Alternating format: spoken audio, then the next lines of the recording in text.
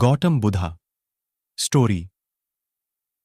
एक दिन गौतम बुद्ध अपने शिष्यों के साथ एकदम शांत बैठे हुए थे।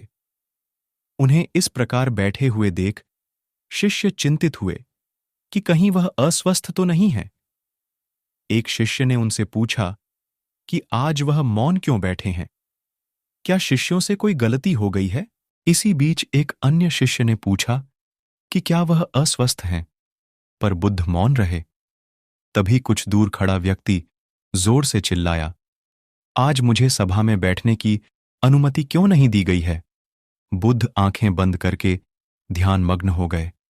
वह व्यक्ति फिर से चिल्लाया, मुझे प्रवेश की अनुमति क्यों नहीं मिली? इसी बीच एक उदार शिष्य ने उसका पक्ष लेते हुए कहा कि उसे सभा में आने की अनुमति प्रदान की जाए। बुद्ध ने आंखें खोलीं और बोले, नहीं, वह अछूत है, उसे आज्ञा नहीं दी जा सकती। यह सुनकर शिष्यों को बड़ा आश्चर्य हुआ। बुद्ध उनके मन का भाव समझ गए और बोले, हां, वह अछूत है। इस पर कई शिष्य बोले, हमारे आश्रम में जात पात का कोई भेद ही नहीं, फिर वह अछूत कैसे हो गया? तब बुद्ध ने समझाया, आज वह क्रोधित होकर आया है। क्रोध से जीवन की एकाग्रता भंग होती है।